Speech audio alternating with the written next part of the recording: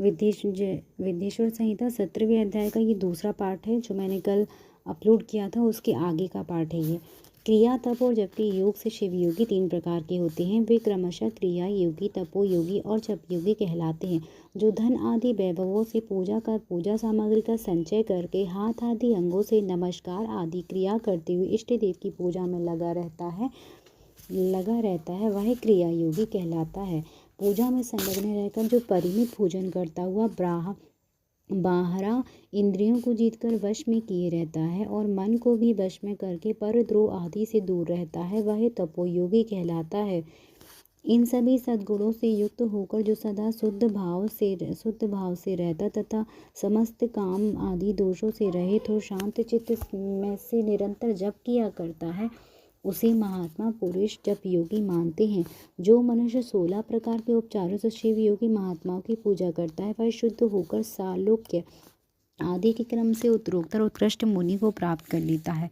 हे त्रिजो, जब मैं जप योग का वर्णन करता हूँ आप सब लोग ध्यान देकर सुने। तपस्या करने वाले के लिए जप का उपदेश किया गया है क्योंकि वह जप करते करते अपने आप को सर्वथा शुद्ध निष्पाप कर लेता है। ब्राह्मणों, पहले नमः पद हो, उसके बाद चतुर्थी विभक्ति में शिवाय नमः शिवाय शब्द हो तो पंच तत्वात्मक नमः शिवाय मंत्र होता है।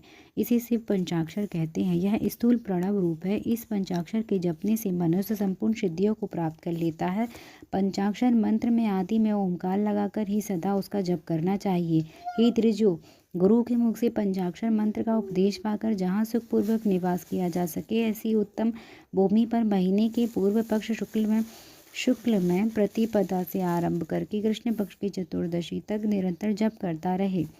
माघ और भादों के महीने अपना विशिष्ट महत्व रखते हैं। यह समय सब समयों से उत्तमोत्तम माना जाता है। साधक को चाहिए कि वह प्रतिदिन एक बार परिमित भोजन करे, मौन रहे, इंद्रियों को वश में रखे, अपने स्वामी और एवं माता पिता की नित्य सेवा करे। इस नियम से रहकर जप करने वाला पुरुष 1000 जप से भी शुद्ध हो जाता है, अन्यथा वह ऋणी होता है। भगवान शिव का निरंतर चिंतन करते हुए पंचाक्षर मंत्र का 5 लाख जप करे। जप काल में इस प्रकार ध्यान करे, कल्याणदाता भगवान शिव कमल के आसन पर विराजमान है और उनका मस्तक श्री गंगा जी तथा चंद्रमा की कला से शोभित है। उनकी बाईं जांघ पर आदिशक्ति भगवती उमा बैठी हैं। वह खड़े हुए बड़े बड़े गढ़ भगवान शिव की शोभा बढ़ा रहे हैं। महादेव जी अपने 4 हाथों में मृग मुद्रा, टंक तथा वर अभय मुद्राएं धारण किए हुए हैं। इस प्रकार सदा सब पर अनुग्रह करने वाले भगवान सदाशिव का बार बार स्मरण करते हुए हृदय अथवा सूर्यमंडल में पहले उनकी मानसिक पूजा करके फिर पूजा विमुख हो पूर्वोक्त पंचाक्षरी विद्या का जप करें। उन दिनों साधक सदा शुद्ध कर्म ही करे, जबकि समाप्ति के दिन कृष्ण पक्ष की चतुर्दशी प्रातःकाल नित्यकर्म संपन्न करके शुद्ध एवं सुंदर स्थान में शौच संतोषादि नियमों से युक्त होकर शुद्ध हृदय से पंचाक्षर मंत्र का 12,000 जप करे। तत्पश्चात सपत्नीक 5 ब्राह्मणों को जो श्रेष्ठ एवं शिव भक्त हो वरण करे। इनके अतिरिक्त एक श्रेष्ठ आचार्य का भी वरण करे। उसे सांब सदाशिव का स्वरूप समझे। ईशान, तत्पुरुष, अघोर, वामदेव, सद्योजात इन 5 के प्रतीक स्वरूप श्रेष्ठ शिव भक्त ब्राह्मणों का वरण करने के पश्चात पूजन सामग्री को एकत्र करके भगवान शिव का पूजन आरंभ करें।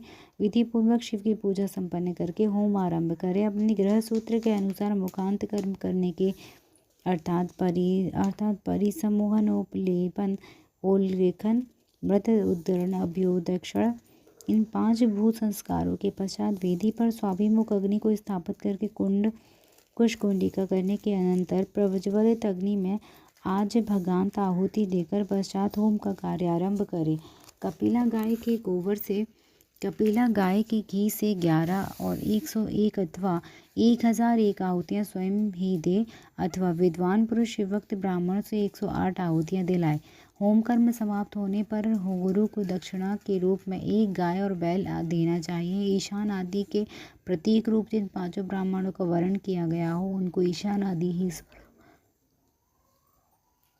समझें और आचार्य को सांब सदाशिव का स्वरूप समझें। इसी भावना के साथ उन सब के चरण धोएं और उनके चरणोदक से अपने मस्तक को सींचें। ऐसा करने से वह साधक 36 करोड़ तीर्थों में स्नान करने का फल तत्काल प्राप्त कर लेता है। उन ब्राह्मणों को भक्तिपूर्वक दशांग अन्न देना चाहिए। गुरु पत्नी को पराशक्ति मानकर उनका पूजा भी करें। ईशानादि क्रम से उन सभी ब्राह्मणों का उत्तम मन से पूजन करके अपने वैभव विस्तार के अनुसार रुद्राक्ष, वस्त्र, वड़ा, पुआ आदि अर्पित करें। तदंतर दिक्पालिका को बलि देकर ब्राह्मणों को भरपूर भोजन कराएं।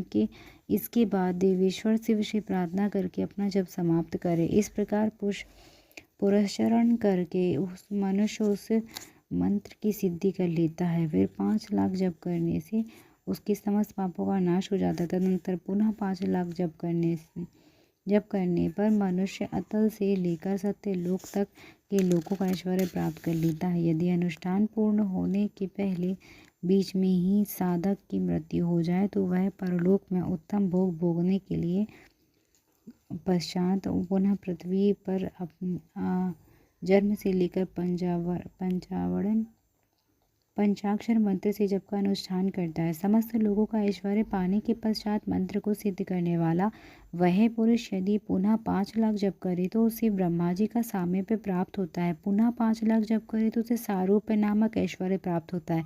100 लाख जप करने से वह साक्षात ब्रह्मा के समान हो जाता है। इस तरह कार ब्रह्म हिरण्यगर्भ का सायुज्य प्राप्त करके वह उस ब्रह्मा का प्रलय होने तक उस लोक में यथेष्ट भोग भोगता है। फिर दूसरे कल्प का आरंभ होने पर वह ब्रह्मा जी का पुत्र होता है। उस समय फिर तपस्या करके दिव्य तेज से प्रकाशित होकर वह क्रमशः मुक्त हो जाता है। पृथ्वी आदि कार्य स्वरूप भूतों द्वारा पाताल से लेकर सत्यलोक पर्यंत ब्रह्मा जी के 14 लोक क्रमशः निर्मित हुए हैं। सत्यलोक से ऊपर शमालोक तक जो 14 भुवन है वे भगवान श्री विष्णु के लोक हैं। उस शमालोक वाले श्रेष्ठ वैकुंठ महाभोगी कार्य विष्णु कारलक्ष्मी सहित सबकी रक्षा करते हुए विराजमान रहते हैं। शमालोक से ऊपर सूची लोक पर्यंत 28 भुवन स्थित हैं। सूची लोक के अंतर्गत कैलाश के प्राणियों का संहार करने वाले रुद्रदेव विराजमान हैं।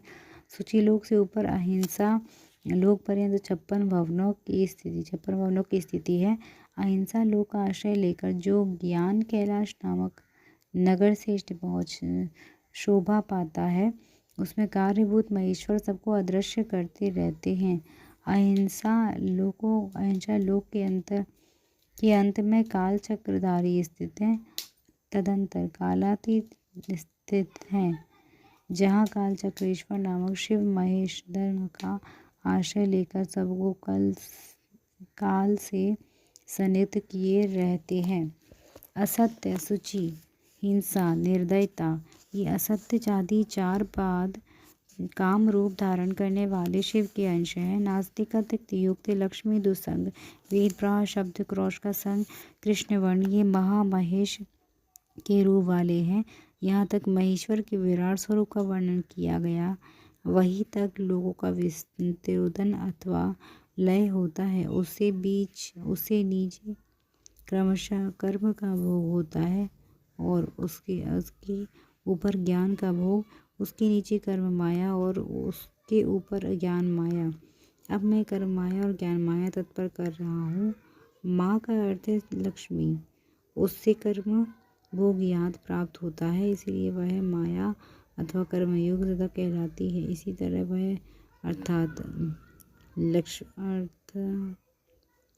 ज्ञानी लक्ष्मी से ज्ञान योग ज्ञात अर्थात प्राप्त होता है, इसीलिए उसे माया या ज्ञान माया कहा गया। उपयुक्त सीमा के नीचे नश्वर भोग है और ऊपर नित्य भोग, उससे नीचे तिरोधान अथवा लय है, उसके ऊपर तिरोधन है। वहाँ से नीचे कर्मयोग पाशों द्वारा बंधन होता है, ऊपर बंधन का सदा आश्रय है। उससे नीचे ही जीव सत्काम कर्मों का अनुसरण करते हुए विभिन्न लोकों को और योनियों में चक्कर काटते हैं। उससे ऊपर के लोकों में निष्काम कर्म का भी भोग बताया गया है। बिंदु पूजा में तत्पर रहने वाले उपासक वहाँ से नीचे के लिए लोकों में घूमते हैं। उसके ऊपर तो निष्काम भाव से शिवलिंग की पूजा करने वाले उपासक की जाते हैं। उसके नीचे शिव के अतिरिक्त अन्य देवताओं की पूजा करने वाले शिव घूमते रहते हैं और एकत्र शिवजी ही उपासना में संलग्न तत्पर हैं। वे उससे ऊपर के लोकों में जाते हैं। वहाँ से नीचे जीव कोटि है और ईश्वर कोटि, नीचे संसारी जीव रहते हैं।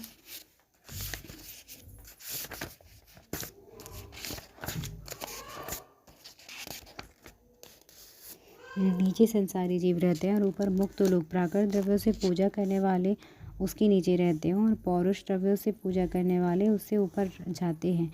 उसके नीचे शक्ति लिंग है और उसके ऊपर शिवलिंग, उसके नीचे सगुण लिंग है, उसके ऊपर निर्गुण लिंग, उसके नीचे कल्पित लिंग है और उसके ऊपर कल्पित लिंग है और कल्पित नहीं है।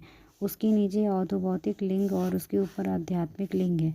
उसके नीचे 112 शक्ति लोक और उसके नीचे बिंदु और उसके ऊपर नाद रूप, उसके नीचे कर्म लोक और उसके ऊपर ज्ञान लोक। इसी तरह उसके ऊपर मद और अहंकार का नाश करने वाली नम्रता है।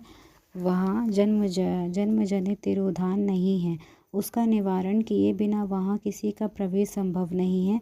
इस प्रकार तिरोधान का निवारण करने से वहाँ ज्ञान शब्द का अर्थ ही प्रकाशित होता है। आधि भौतिक पूजा करने वाले लोग उससे नीचे के लोकों में ही चक्कर काटते हैं। जो आध्यात्मिक उपासना करने वाला है वे ही उससे ऊपर को जाते हैं। इस प्रकार वहाँ तक महालोक रूपी आत्मलिंग में विभाग को जानना चाहिए और प्रकृति महत अहंकार 5 तन्मात्राएं 8 बंधनों को भी जाने। इस प्रकार सब लौकिक तथा वैदिक स्वरूप को जानना चाहिए। जो सत्य अहिंसा आदि धर्मों से युक्त होकर भगवान शिव की पूजा में तत्पर रहते हैं वे अधर्म रूप भैंसे पर आरूढ़ काल चक्र को पार कर जाते हैं। काल चक्रेश्वर ही सीमा तक जो विराट महेश्वर लोक बताया गया है उससे ऊपर वृषभ के आकार में धर्म की स्थिति है। वह ब्रह्मचर्य का मूर्तिमान है। उसके ऊपर शौच अहिंसा और दया ये 4 पाद हैं। वह शिवलोक के आगे स्थित है। क्षमा उसके सींग है, शम कान है और वेद ध्वनि रूप शब्दों से विभूषित है। आस्तिकता उसके दोनों नेत्र हैं। निश्वास ही उसकी श्रेष्ठ बुद्धि व मन है। क्रिया और धर्म रूपी जो वृषभ है वे कारण आदि में सर्वथा स्थित है। ऐसा जानना चाहिए उस क्रिया रूप वृषभाकार धर्म पर कालातिशय आरूढ़ होते हैं। ब्रह्मा विष्णु महेश्वर की जो अपनी अपनी आयु है उसी को दिन कहते हैं। जहाँ धर्म रूपी वृषभ की स्थिति है उसे ऊपर न दिन न रात्रि, वहाँ जन्म वरण आदि भी नहीं है। फिर कारण स्वरूप ब्रह्मा के जो कारण है लोकचर्य वर्ण वेद 14 लोक स्थित हैं जो 5 भौतिक गंध आदि से परे हैं। उनकी सनातन स्थिति सूक्ष्म ग्रंथ ही उनका स्वरूप है। इसके ऊपर कारण रूप विष्णु के 14 लोक स्थित हैं। उनसे भी ऊपर फिर कारण रूपी रुद्र के 28 लोकों की स्थिति मानी गई है। फिर उससे भी ऊपर कारणेश शिव के 56 लोक विद्यमान है। तदंतर शिव सम्मत ब्रह्मचर्य लोक है और वहीं 5 आवरणों से युक्त ज्ञानमय कैलाश है।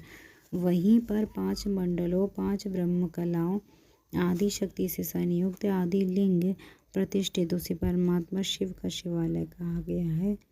उस पराशक्ति से युक्त परमेश्वर शिव निवास करते हैं। वह सृष्टि पालन संहार 13 भुवन उन पांचों कृत्यों में प्रवीण है। उनका श्री वृग सच्चिदानंद रूप है। जय जय श्री शिव महापुराणे 17वां अध्याय का दूसरा पाठ है विद्येश्वर संहिता। अब ये पूरा नहीं हुआ है। कल भी मैं इसका जो 3rd पार्ट रहेगा वो अपलोड करूँगी, तब ये अध्याय पूर्ण होगा। हर हर महादेव।